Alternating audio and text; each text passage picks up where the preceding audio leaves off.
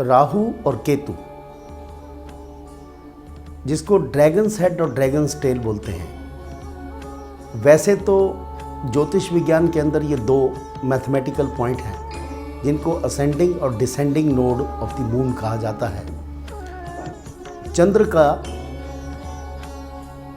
शुक्ल पक्ष और कृष्ण पक्ष में जाने की दो स्थितियों के बीच में जो 180 डिग्री पर एक्लिप्टिक जो हम वृत्ताकार बनाते हैं, उस पर जो दो पॉइंट बनते हैं उन्हें राहु और केतु कहा जाता है।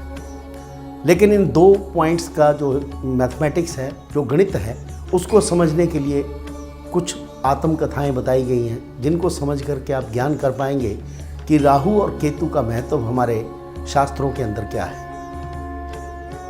अब राहु महाराज अपनी कहानी में क्या बोलते हैं, मेरे पिता और माता ऋषि कश्यप की 13 पत्नियों में से एक थी, लेकिन हम लोग राक्षसी वृत्तियों में आते थे।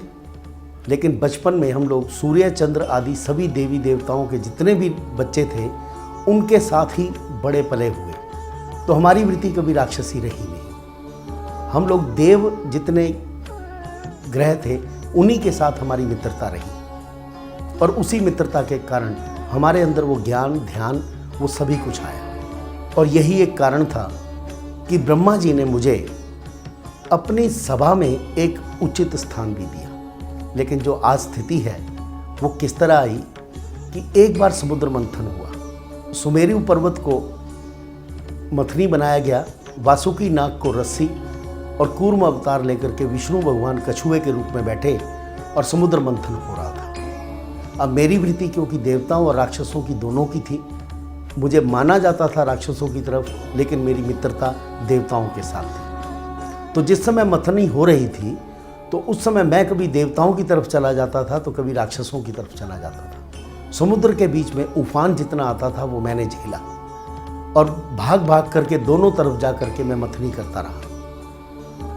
समुद्र में बहुत सी झाग उत्पन्न हुई, उसके बाद उसमें से विष निकलना शुरू हुआ। जब विष निकला तो मैं वहाँ से भागने लगा, तो इतने में मैंने देखा कि शिव भगवान ने सारा विष अपने कंठ में रखा। उसके पश्चात उसमें से अप्सराएं निकली, धन्वंतरी निकले, चंद्र निकला, बहुत सारी और नेमतें जो सृष्टि निर्माण के लिए अच्छी थी वो निकली। अब सभी लोग थक करके जब देवी और देवता बैठ गए तो देवताओं ने सभी चीज़ों के ऊपर अपना अधिकार जमाया।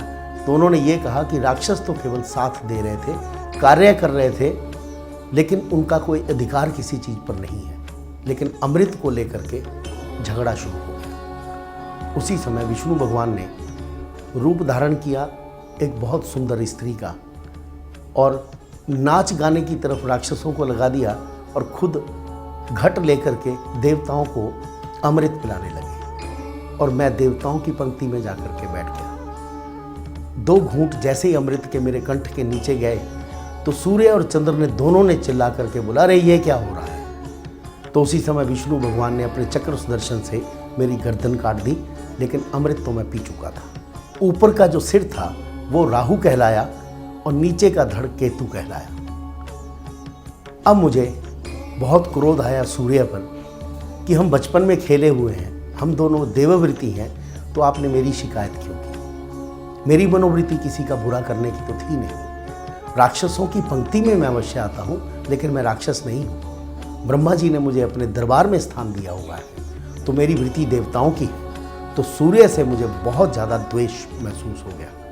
मैं दौड़ करके गया, मैंने सूर्य को ग्रसित कर लिया।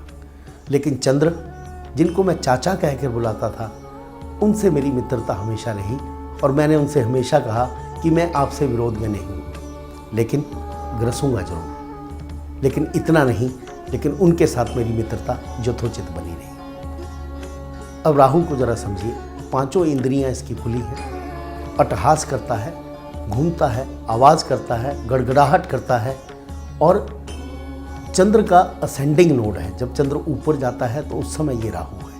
तो इसकी वृत्ति राक्षस नहीं है, देव वृत्ति है। लेकिन राक्षस जाति होने के नाते अगर कहीं कुंडली में गलत बैठा हो तो ये वहाँ पर नष्ट भ्रष्ट भी कर देता है। ऋषि पराशर ने कहा है कि राहु वते शनि, केतु वते कूजा। राहु शनि की तरह से बिहेव करता है और केतु मंगल की तरह से बिहेव करता है। Ketu dragon's tail. अब मैं तो राहु का ही हिस्सा हूं, धड़ हूं, मेरा क्या कसूर था? अरे राहु ने ही तो किया ये सब कुछ। दो तरफ क्यों गया? दो नावों में सवार क्यों हुआ? मैं तो एक ही नाव में सवार था, मैं तो देवव्रती था, मैंने तो कोई गलत नहीं किया, फिर मुझे ये दंड क्यों? माँ चंडी ने मेरे अंदर का सारा रस चूस लिया कि किसी तरह से इसके अंदर का अमृत निकल जाए। वो अमृत बह करके नदियां बन गई, लेकिन मेरे अंदर अमृत जा चुका था, मैं अमर हो चुका था। मेरे अंदर जो चला गया वो बाहर नहीं आना था। पर मुझे ज़्यादा विरोध सूर्य से नहीं हुआ, मुझे विरोध हुआ चंद्र से। मैं उसके पीछे भागता रहा। मैंने कहा तुझे नहीं छोड़ूंगा।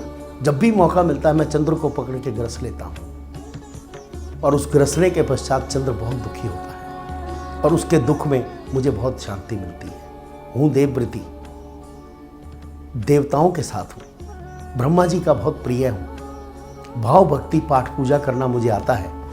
मेरा सिर नहीं है, मुझे दिखता नहीं है, हेडलेस हूँ, लेकिन जो अंदर डाल दोगे बाहर नहीं निकलेगा। सीक्रेट हूँ।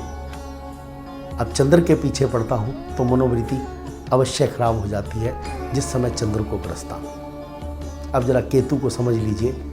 कहते हैं ये ड्रैगन्स टेल है, शुभ है, शुभत्व है, लेकिन इसके साथ यदि चंद्र मनस हो जाता, मन का कारक आ जाए, तो व्यक्ति कई बार सीजोफ्रेनिक हो जाता है, पागल हो जाता है, सुपरस्टिशियस हो जाता है, छोटी छोटी बातों पर वहम करना शुरू कर देता है, कई बार पागलपन की हद तक भी चला जाता है। कई लोग साधु संत बनकर, सन्यासी बनकर के सन्यास ले लेते हैं। वो भी एक ऐसी जीवन की स्टेज है जहाँ पर वो संसार से भाग करके खोजने की कोशिश करते हैं जो कभी मिलेगा नहीं। इंग्लिश में बोलते हैं नोइंग द अननोन, जिसके बारे में जानते ही नहीं उसको खोजने का प्रयत्न करते हैं। तो इस व्यथा के अंदर घूमता है व्यक्ति। राहु का सवारी व्याघ्र है और मेरी सवारी कबूतर है। राहु जिस तरह से उग्र रहता है, ऐसे ही कबूतर की तरह से मैं बहुत शांत रहता हूँ। कबूतर की तरह से मेरा मन निर्मल रहता है, लेकिन भय और डर बहुत लगता है। लेकिन राहु जिसकी सवारी व्याघ्र है, वृत्ति भी वैसी है, सोच लेता है चीज़ों को, सोच बहुत लंबी है, लेकिन व्याघ्र की तरह से क्रूर भी है।